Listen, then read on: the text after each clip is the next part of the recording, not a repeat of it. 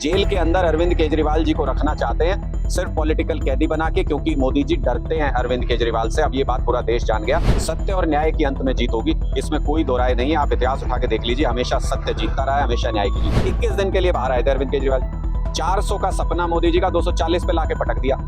उनको ये डर है कि अब अगर अरविंद केजरीवाल जी बाहर आ गए तो हरियाणा में आम आदमी पार्टी की सरकार बनने जा रही है। जिस तरीके का मतदान हुआ, 4 लाख से ज्यादा वोट कभी दूसरे नंबर पर रहने वाले गया ही नहीं कुरुक्षेत्र में। हमारे 5,13,000 वोट आए और आप देखिएगा कि जनता ने चाहा तो जनता का राज बहुत जल्द आने वाला है। मैंने कहा 1,000 नौकरी दिखा दो तो राजनीति छोड़ देंगे। 1,000 नौकरी नहीं दिखा सकते 2023 में दी हुई, क्योंकि अरविंद केजरीवाल जी का वादा मतलब केजरीवाल की गारंटी, केजरीवाल की गारंटी मतलब पत्थर की लगी।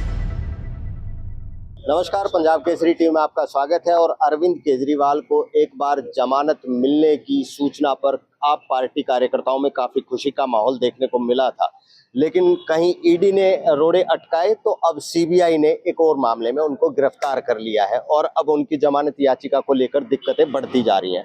अनुराग ढांडा जो सीनियर वाइस प्रेसिडेंट है आम आदमी पार्टी हरियाणा के, उनसे बात करते हैं। अनुराग जी, एक बार जब जमानत मिलने की सूचना आई थी तो काफी खुशी हुई? नहीं, निश्चित तौर पे खुशी हुई थी। हम अपने नेता का इंतजार कर रहे हैं और आप देखिए तानाशाही की हद देखिए और किस तरीके की कायराना हरकत भारतीय जनता पार्टी कर रही है कि ईडी में उस मामले में अब जमानत मिलेगी। पता है, लोअर कोर्ट ने, राउज एवेन्यू कोर्ट ने बहुत स्पष्ट लिखा अपने निर्णय में कि ईडी के पास कोई सबूत नहीं है, ईडी के पास कोई मनी ट्रेल नहीं है, ना वो टाइमलाइन बता पा रहे कब तक वो मनी ट्रेल एस्टेब्लिश कर सकते हैं। ईडी बायस तरीके से काम कर रही है केजरीवाल जी के सामने।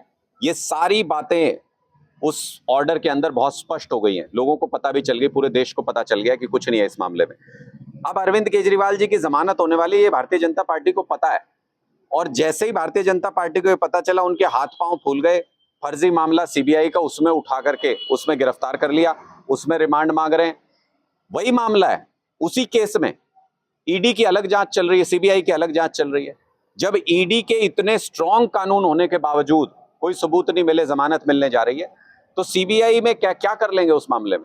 इसका मतलब मंशा स्पष्ट है कि किसी भी तरीके से इनको एक पॉलिटिकल कैदी, राजनीतिक कैदी बना के जेल के अंदर रखना है अरविंद केजरीवाल जी को। हम तो तानाशाह देशों के अंदर सुनते थे कि 10-10, 20-20 साल तक अपने पॉलिटिकल प्रतिद्वंदियों को जेल के अंदर रखते थे। कोई कारण नहीं है, कोई सबूत नहीं दे पा रहे, चमन्नी आज तक बरामद नहीं कर पाए, सारी एजेंसी लगा दी। उसके बावजूद भी जेल के अंदर अरविंद केजरीवाल जी को रखना चाहते हैं सिर्फ पॉलिटिकल कैदी बना के, क्योंकि मोदी जी डरते हैं अरविंद केजरीवाल से। अब ये बात पूरा देश जान गया। 21 दिन के लिए बाहर आए थे अरविंद केजरीवाल। 400 का सपना मोदी जी का 240 पे लाके पटक दिया।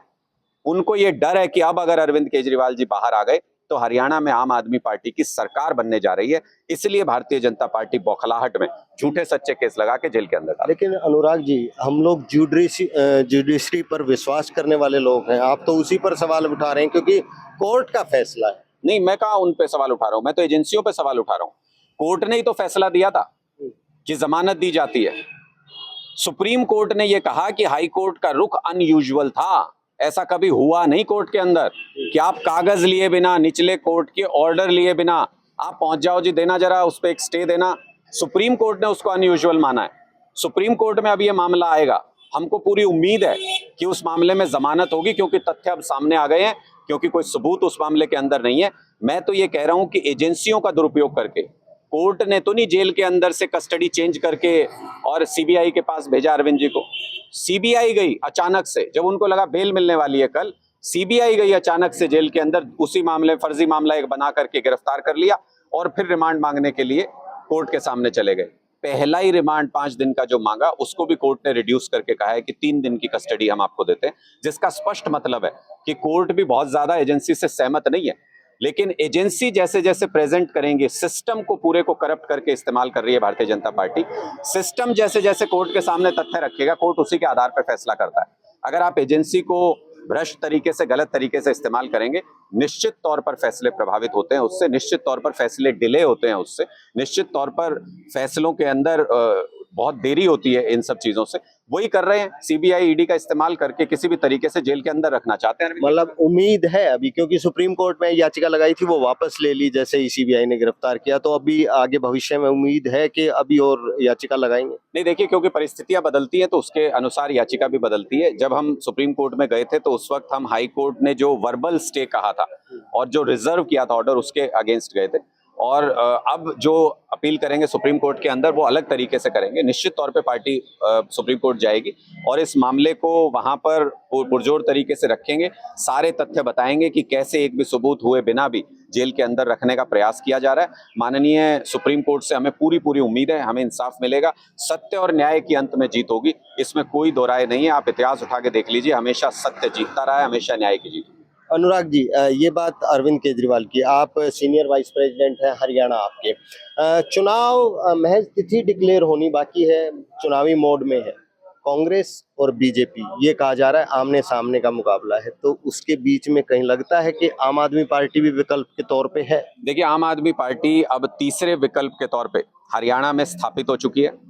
कुरुक्षेत्र लोकसभा चुनाव के बाद जो लोकसभा के नतीजे आए हरियाणा के, उनमें बहुत स्पष्ट है, दशकों से जो पार्टियां राजनीति कर रही हैं हरियाणा में, बसपा, इनेलो, जेजेपी, सरकार में भी रह ली जेजेपी, इनेलो की खुद की सरकार होती थी, ऐसी पार्टियां 10 की 10 लोकसभा सीट पे सारे वोट जोड़ दो इन तीनों पार्टियों के, उससे ज्यादा वोट अकेले आम आदमी पार्टी को एक सीट पे हासिल हुए। इसका मतलब लोग तीसरे विकल्प के रूप में आम आदमी पार्टी को स्वीकार कर चुके हैं।